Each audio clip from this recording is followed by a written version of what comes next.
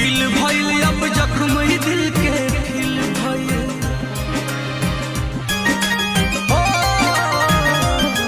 दुनिया में जियल मुश्किल भइल अब जख्म ही दिल के फिल भइल।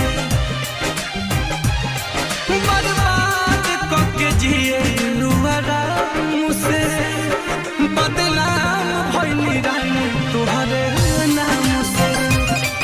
बर्बाद करके जिए आराम से बदनाम भइल रानी तुहरे नाम से।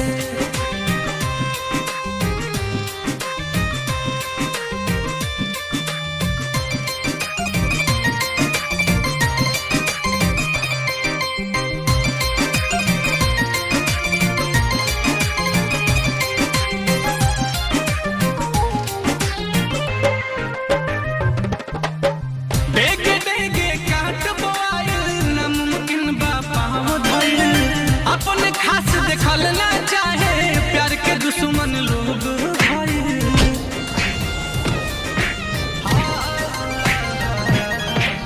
डेगे डेगे काट बोआइल नामुमकिन बा पाँव धइल। अपने खास देखल ना चाहे प्यार के दुश्मन लोग